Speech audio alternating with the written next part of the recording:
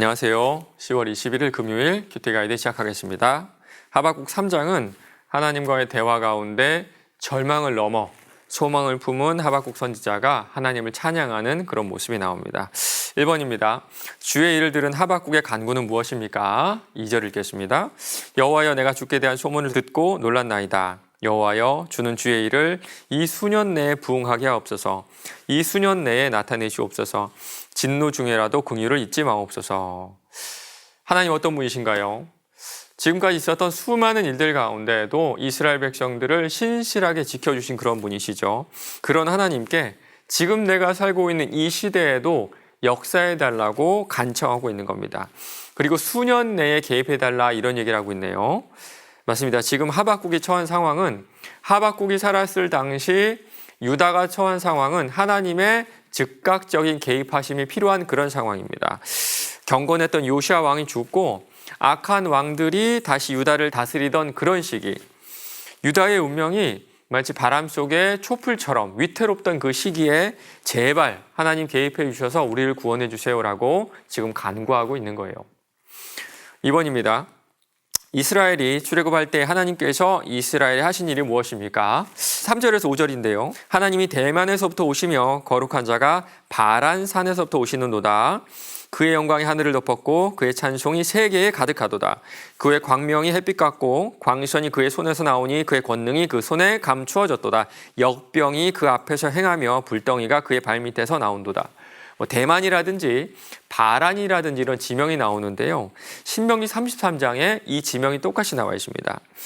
그가 일렀으되 여호와께서는 시내산에서 오시고 세일산에서 일어나시고 바란산에서 비추시고, 하나님께서 출애굽 때 이 땅 가운데 현현 나타나셨는데 바란산에 임재하셨다고 하네요.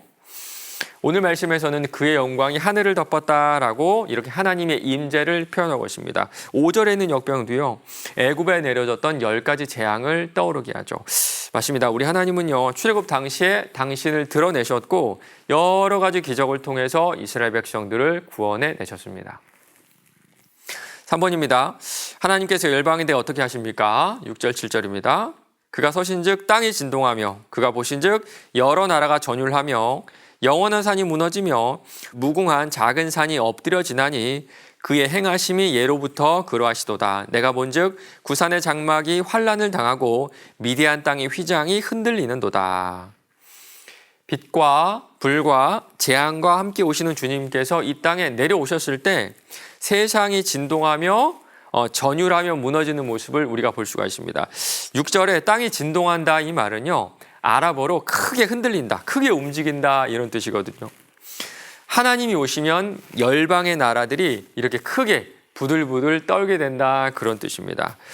구산과 미디안이라는 지명은요, 이스라엘 백성이 출애굽할 때 그때 관련된 그런 지명인데요. 장막은 또 사람들이 거하는 곳이죠. 그렇다면 구산의 장막, 미디안의 휘장이라는 이 말은요, 이스라엘 백성을 대적하는 모든 민족, 모든 열방이 앞으로 두려워서 벌벌 떨게 된다 그런 뜻입니다. 우리 하나님은 심판하시는 분이세요. 4번입니다. 하박국 선지자가 주께 대한 소문을 듣고 수년 내에 나타내시리라고 하는 이유가 무엇인지 묵상해 봅시다. 수년 내 이 말은요, 우리 시대에 라고도 번역할 수가 있습니다. 하나님, 그 옛날 보이셨던 그 하나님의 개입하심, 하나님의 역사하심을 제가 살아있는 이 시대, 우리 시대에 좀 보여주세요. 그런데 왜 이런 요청을 하고 있을까요? 그 당시 세상이 너무 불의해서 이런 요청을 하지 않았을까요? 맞습니다. 그 시대에는요, 하나님의 은혜가 너무너무 필요했던 시기입니다. 의로운 왕이었던 요시아가 전쟁 가운데 그만 전사를 하게 됩니다. 너무 좋은 왕이었는데, 하나님을 잘 섬기는 좋은 왕이었고요. 이전 왕들과는 전혀 다른 삶을 살았는데 허무하게도 죽어버렸습니다. 이것도 이해가 잘 안 되는데 왕위를 물려받은 요시아 아들들은요, 그 이전의 왕들과 같이 참 악하게 이스라엘을 다스리고 우상 숭배를 했어요. 이 상황 가운데 이스라엘 백성들은 정의가 갈급하지 않았을까요? 윤리, 도덕에 대한 갈급함도 극에 달했을 겁니다. 이 시대를 살던 하박국은 공의로운 하나님의 성품을 신뢰하면서 다시 한번 나타나서 역사해달라고, 내 시대에도 그런 은혜를 좀 허락해달라고 간구하고 있는 거예요. 5분 마지막입니다. 나는 고통 상황 속에서 긍휼히 여기심을 믿고 주께서 살리셔야 할 주의 일을 아뢰고 있는지 생각해 봅시다. 아마 여러분도 지금까지 사시면서 또 지금 이 상황에도 어려운 일들 하나씩은 있으실 것 같고요. 물론 저도 그렇습니다. 이럴 때마다 고민이 돼요. 어떻게 할까? 이 문제를 어떻게 이겨낼까? 그러면 가장 먼저 생각이 드는 것이 하나님이 아니라 어떤 사람일 겁니다. 누구에게 좀 도움을 청할까?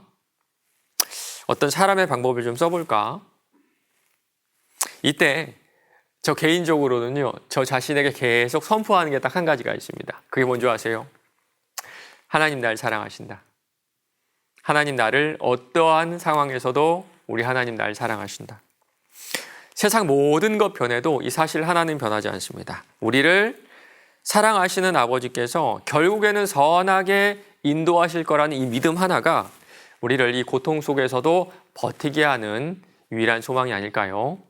오늘 하루도 지난날 받았던 복들을 하나하나 세워보시면서 지금 나에게 닥친 고난도 분명히 선으로 바꿔주실 우리 주님을 기대하며 오늘 하루도 잘 버티시는 저 여러분 되시길 바랍니다.